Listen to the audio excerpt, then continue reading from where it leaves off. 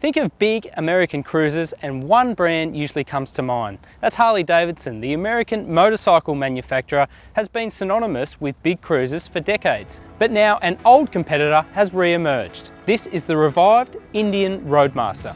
The Indian badge last appeared in Australian showrooms back in 1953, but has been revived in a big way under its ownership by American water sports giant Polaris.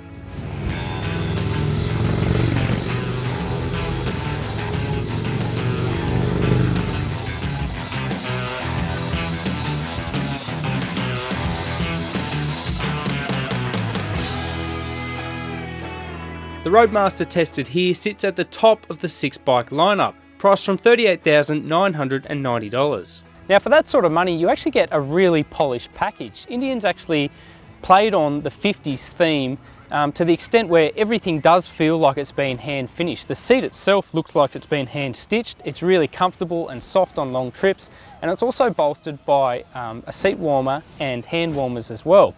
Similar story with the chrome work. There's lots and lots of chrome work, which means lots and lots of polishing, but it looks really well put together and it presents really well on the road as well. Impressively though, for an old bike, there's actually quite a lot of technology integrated into the package. They include AM and FM radio, Bluetooth and cruise control, seat and hand warmers, and ABS brakes. All of this technology is housed in quite a clever little LCD display here in the instrument cluster. It's easy to read. It's also accompanied by analog gauges for both the speedo, tacho and fuel gauge. Now that car-like amenity is really highlighted by the storage on this thing.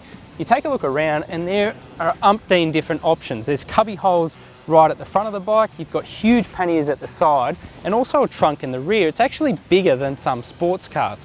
This is all bolstered as well by 12-volt outlets to charge your phone or even your sat-nav device. One of the things I really like about this bike though is this adjustable windscreen.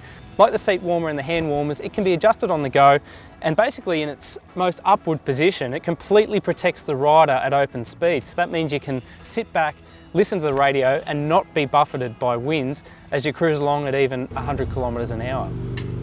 The real centrepiece of the Roadmaster is an 1811cc engine that is prime for cruising. It dishes out a maximum 138 Nm of torque, which is available from a lazy 3000 RPM. The inescapable thing about the Roadmaster is just its size. It's nearly 2.7 metres long and it weighs a tad over 400 kilograms on the road. And those things are really hard to escape when you first jump on it.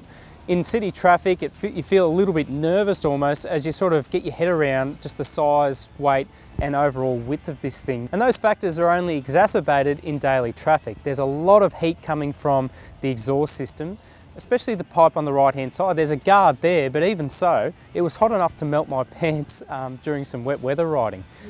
On top of that, the mirrors are quite small and the front forks really crash over inner city bumps, but the bike really makes sense on the open road.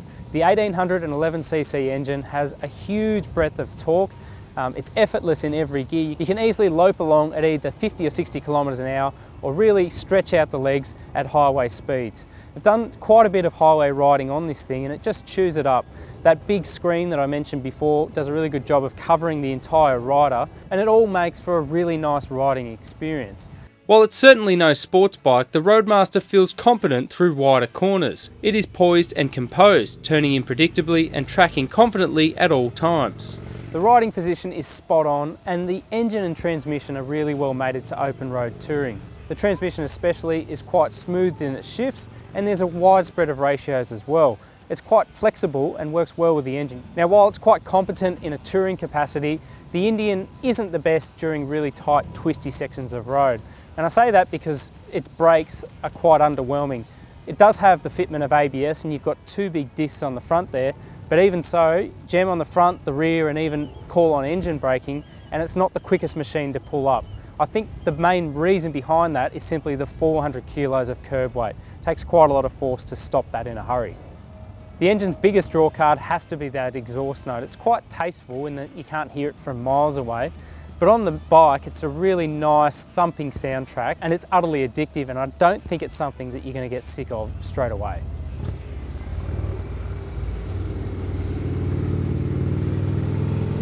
So now the big question, is it better than a Harley-Davidson? Well, I think we can probably leave that verdict to another day, but even so, this machine will likely resonate with Harley buyers simply because it does have all the trinkets and it's a really nice, competent open road machine. And for me personally, I don't think it really matters if it has a Harley badge on the tank or not.